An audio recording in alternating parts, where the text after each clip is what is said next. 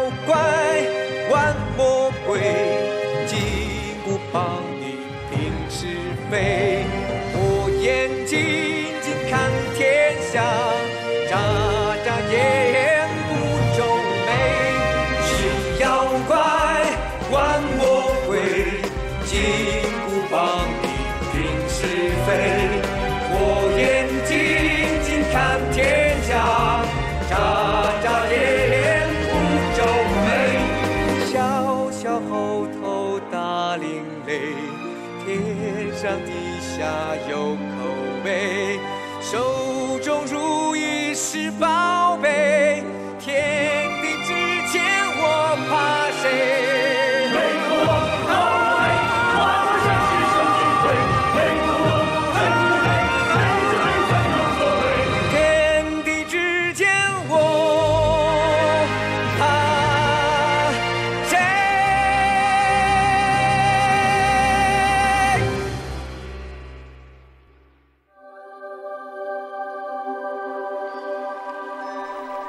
？Munting dragon, nasan ka na?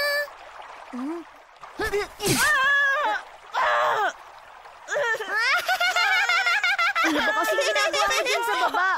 Tumingin ka naman sa tinatapakan mo! Natapakan mo yung buntot ko! Bulag ka ba? Ano bang problema mo? Kanina muntik mo na akong tamaan. Ngayon naman tinapakan mo yung buntot ko. Huwag ka na nga magreklamo dyan. May hinahanap tayo, hindi ba? Ngayon, gaano pa ba kalayo rito ang lalakbayin natin? Kung ganun, kasalanan ko pa? Kapag hindi pa kayo nag-ingat at naging mabait sa akin, hindi na kayo makakarating pa kay Master Bodhi kahit kailan. Noong nakatira pa ako sa palasyo, sumasakay ako sa mga pagong. Kung malapit lang ang pupuntahan ko. Seahorse naman kapag malayo. Ngayon lang ako nahirapan ng ganito. Pwede ba? Tumigil ka nga muna sa pagrereklamo. Kung nagsisisi ka sa pagsama mo sa amin, bakit hindi ka na lang bumalik at umuwi? Ano ka mo? Iniisip mo bang duwag ako, mahina at walang kwentang kasama sa paglalakbay? Ang lakas ng loob mong sabihin sa akin yan! Tandaan niyo to ha! Mahal ako ng lahat! Kahit mga bulaklak pa yan! Matalino ako, magaling at matapang, at higit sa lahat, ikinararangal at ginagalang akong dragon. Kaya wala sa bokabularyo ko ang sumuko.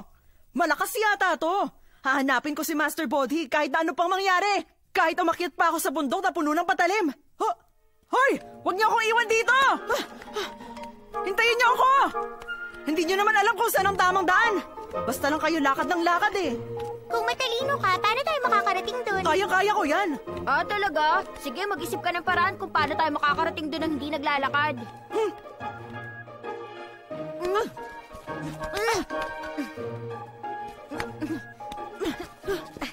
Panoorin niyo to.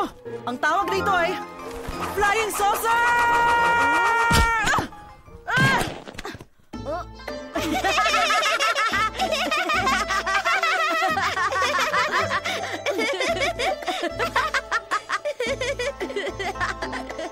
Napalakas yata ang pagtama ng ulo ko sa bato kanina. Saka bakit parang dumilim yata rito? Namamalik mata ba ako? Hindi, tama ka. Dumilim ang paligid. Pero imposible. May araw pa habang naglalakad tayo kanina. Bakit dumilim nang hindi natin namamalayan? Hindi kaya may mga halimaw sa bundok na ito? Naisip ko, mag-iba kaya tayo ng daan? Kung matatakutin kayong dalawa, paano kayo tuturuan ng master na paghusayin ang kakayahan nyo? O sige na mga duwag, sumunod kayo sa akin. Pinaghirapan kong protektahan kayo sa mga halimaw? Hindi nyo na nga ako pinasalamatan, tapos tinalikuran mo pa ako at ininsulto. Baka nakakalimutan mo. Oo na, sige na. Matalino ka na, magaling, kinararangal at ginagalang ng lahat. O, tama na ba yon? Huwag mong kalimutan yan, ha? Isang beses, nabalitaan ko sa palasyo ang tungkol sa halimaw na hinihipnotismo ang tao gamit ang tunog. Kapag nakatulog na ito, dadalhin niya ito sa kuweba at kakainin. Pero may isa pang halimaw na...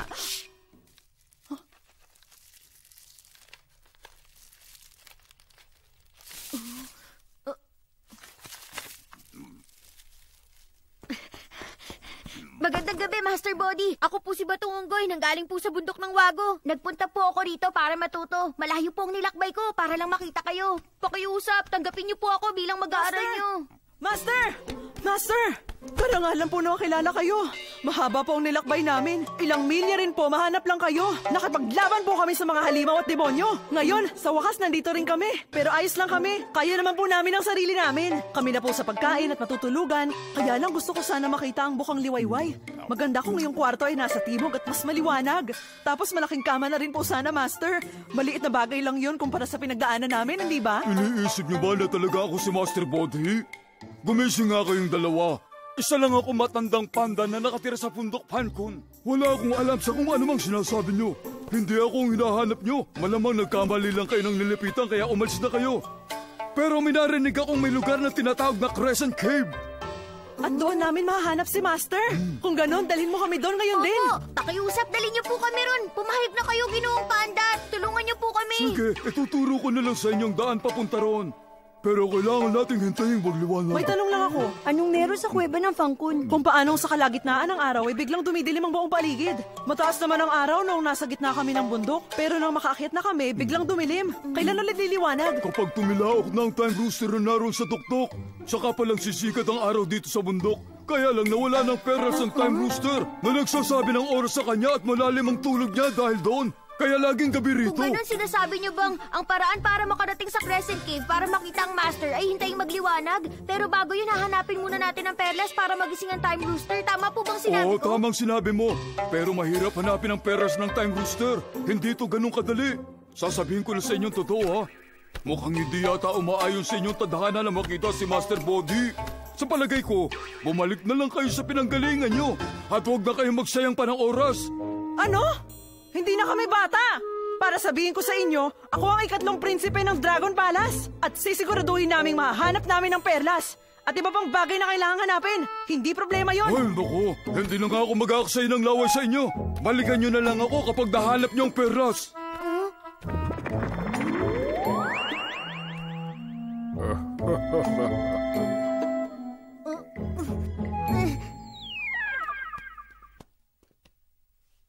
Wow, ang ganda naman dito.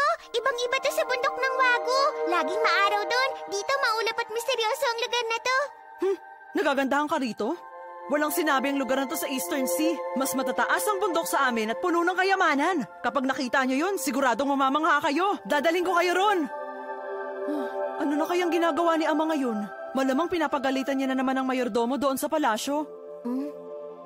Huh? Anong problema? Bakit malungkot ka? Gusto mo na bang umuwi? Oo, minsan parang gusto ko nang umuwi. Iniisip ko kung kamusta na ang hari. Nagpunta ako rito para matuto, hindi lang para sa akin, para rin sa kanila. Kapag hindi natin nakita ang perlas, hindi rin natin makikita si Master Bodhi. Pag nangyari yun, hindi na ako babalik sa amin. Ayon sa lumang kasabihan, kapag gusto mo ang isang bagay, lagi may paraan para makuha yun. Sa tapang at talino mo, sigurado makikita natin si Master Bodhi. Kailangan ko ring matuto sa kanya. Sabi ni Ginoong Panda, hanapin natin ang perlas, pero hindi niya sinabi kung paano. Hindi ba sabi niya nandun sa tuktok ang Time Rooster? Kung doon tayo magsimulang maghanap. Teka, tingnan niyo. Isang malaking ibon. Siguro yun ang Time Rooster. Gawa sa jade ang isang ito. Paano yung titilaok? Hahanapin pa ba natin ang time pearl? Subukan kaya nating tumilaok, baka magising siya. Kapag napatilaok, sisikat ang araw. Sigurado ka ba dyan, Muting Dragon? Hindi ako sigurado dyan, pero hindi naman masamang subukan.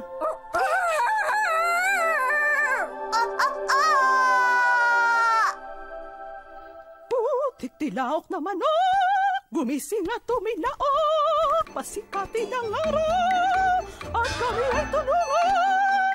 Tiktilaok na manok, gumising at tumilaok, pasikatin ang araw, at kami ay tulungan. Gumising, gumising manok na makising, upang ang aming paglalakbay ay mapatuloy. Gumising, gumising, manok na makising, upang aming paglalakbay ay mapabilis at mapatuloy. Gumising ka na! Bingi ka ba? Gumising ka na, sabi! Tingin ko pinaglalaroan lang tayo ng matabang pandang yun. Kahit mahanapan natin ang perlas na yon, hindi pa rin titila ako ang time rooster. Tingnan niyo naman oh.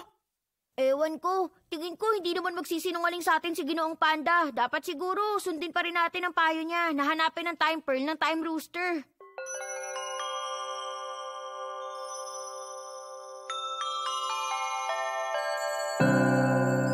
Uy! Tingnan niyo ang bagay na yun!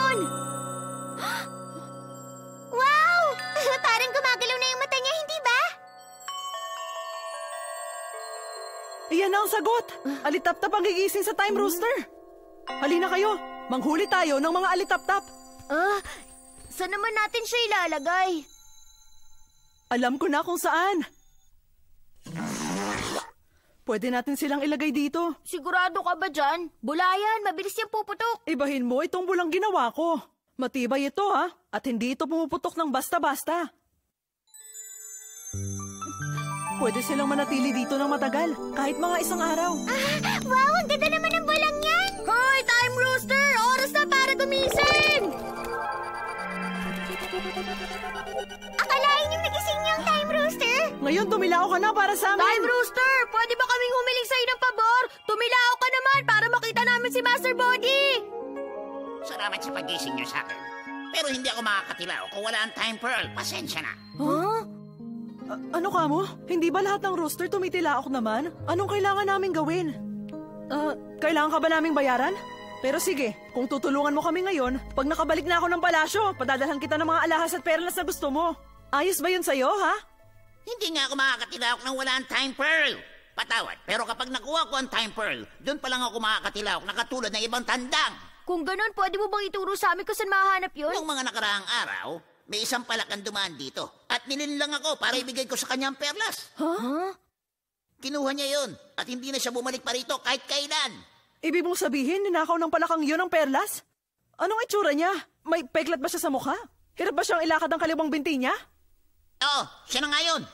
Nanggaling pa siya ng bundok ng Fangchun para lang magnakaw sa iba? Sabi ko na nga ba eh. Teka, kilala mo siya? Oo, kilala ko siya. Nagtrabaho ang magnanakaw na yun sa palasyo bilang katulong ng guro. Pero ang totoo, nagtrabaho siya sa palasyo para lang nakawin ang kayamanan namin. Nang malaman niya kung nasa ng kayamanan, kinuha niya yun, pero nahuli ni Ama. Galit na galit si Ama at hinabol niya ang palakang yon palabas ng palasyo at doon nabali ang binti niya. Ngayon naman, nagpunta siya rito para manloko ulit. Sinungaling talaga siya at magnanakaw. Kung ganun, kilala na natin kung sinong hinahanap natin. Tayo na! Huwag na tayo magsayang ng oras. Hindi nga lang ito magiging madali. Malawak ang kuweba ng Fangkun. Saan tayo magsisimula? Alam ko kung saan niyo siya mahahanap.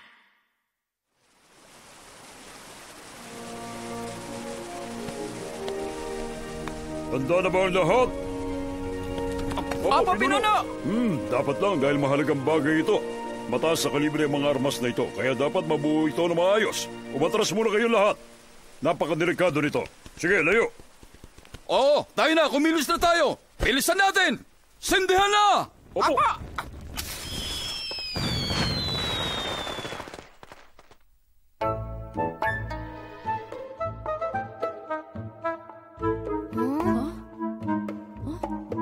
Tingnan niyo, may kuweba ron! Sabi ng time rooster, mahilig daw magtago ang palakang yun sa malililim na lugar na malapit sa tubig. Nandito lang siya, hanapin na natin.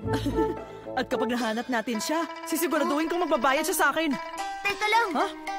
O bakit? Sabi mo at ng time rooster, tuso siyang palaka, hindi ba? Kailangan nating mag-ingat at tiyaking hindi niya tayo maiisahan. Tama si Batong Unggoy! Kung basta na lang tayong susugod doon, malamang hindi natin mabawi sa kanya ang perlas. Sige, kung ganun, huhulihin ba natin siya? Huh? Ano bang ginagawa mo? Buhok ko yun, hindi yun pugad ng alitap-tap. Sige na, lumipad ka na.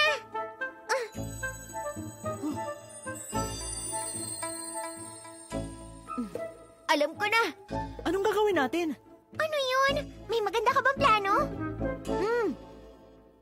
Kailangan gumawa tayo ng isang mahalagang bagay.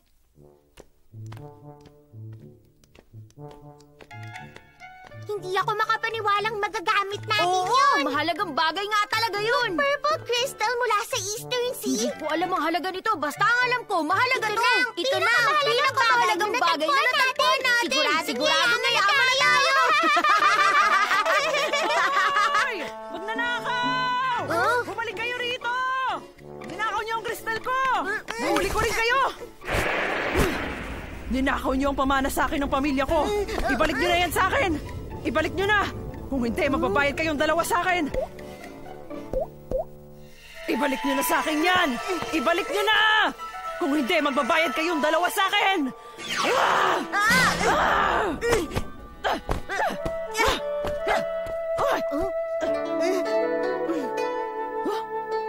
Hindi mo ito makukuha sa akin! Hetong sa'yo! Humanda ka! Tatawagin ko ang mga kasamahan ko! Pagdating nila, hindi na kayo makakaalis ng buhay sige dito! lang, papuntahin mo sila. Hindi kami natatakot sa'yo. Abat, magsisisi kayong dalawa!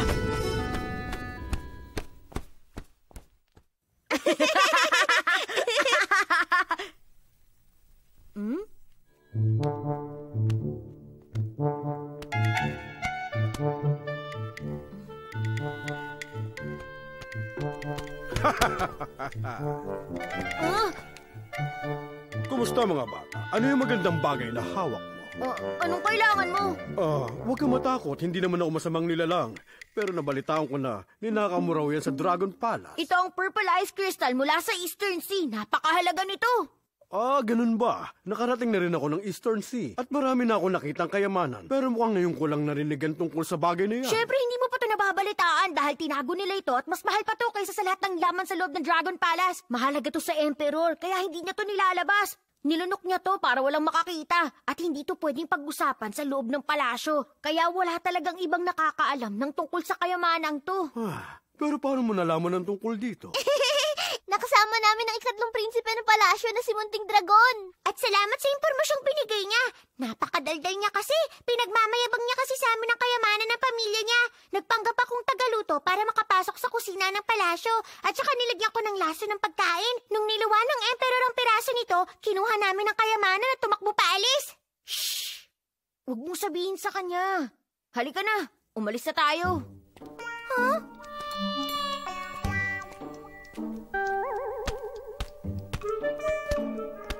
Bakit mo kami sinusundan? May mahalaga pa kaming pupuntahan. Hindi isip ko lang kasi kung bakit dinala niya ang mahalagang kayamanan sa bundok Fangkon, imbis na iwan sa bahay. Nagpunta kami rito para makita si Master Body para magpaturo sa kanya. Kaya lang mukhang hindi na siya tumatanggap ng estudyante. Ito na lang ay pambabayad namin sa kanya. Susubukan namin baka sakaling tanggapin niya kami. Hindi ko sana gustong sabihin sa inyo itong mga bata, pero hindi ko tatanggapin ni Master Body bilang estudyante. Bakit mo nasabi yan?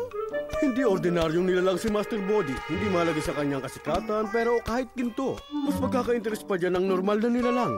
Kung susuhulan niyo siya, mabuti bang kalimutan niyo na dahil hindi niya rin tatanggapin yan. Kung ganun, wala palang kwenta ang ginawa namin. Hindi naman sa ganun. Maswerte kayo at nandito ako.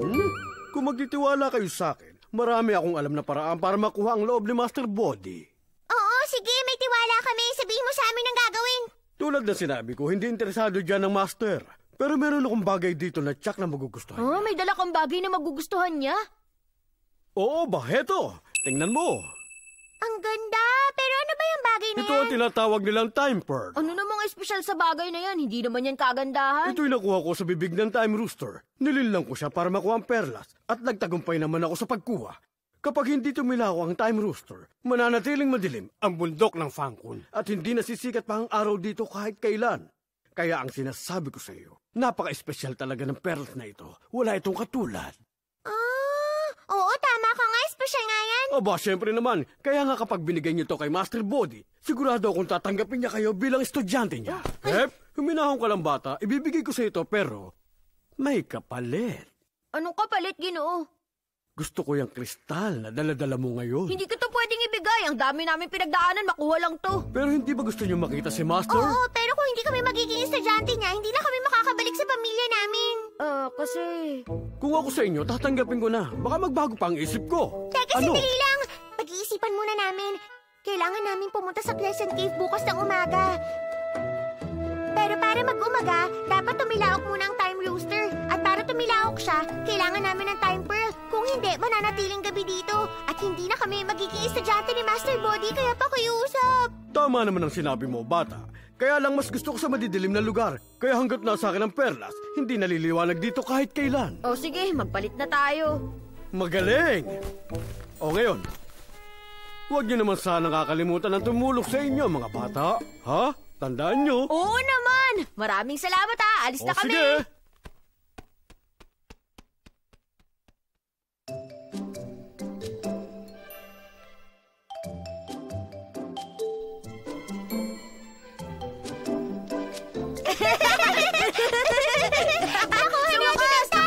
Nakuha natin ang time pearl! Nakuha natin ang perlas! Sana Nako, sana makita ko ang mukha ng palakang yon kapag nalaman niyang naisahan natin siya. Jack, O magagalit ano yun. na, ibigay na natin yan sa Time Rooster.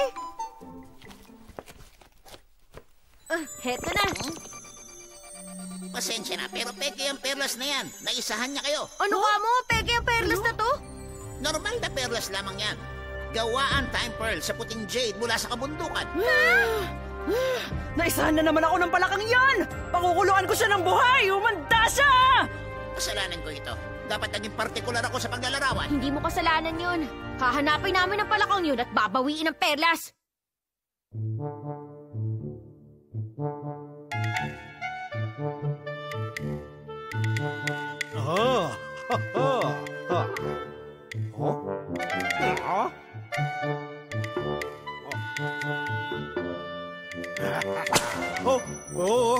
Kainis! Niloko ako ng mga paslit na yun! Mga walang iya kayo!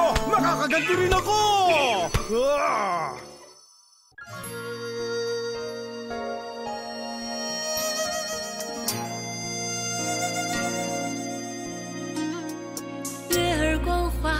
为谁收？要送轻舟随波流，青山绿水在等候，风起云扬四方游。天上虽有仙境无限，心却系在华山水帘。再多磨难又有何妨？只为家园美丽依然，有爱相伴。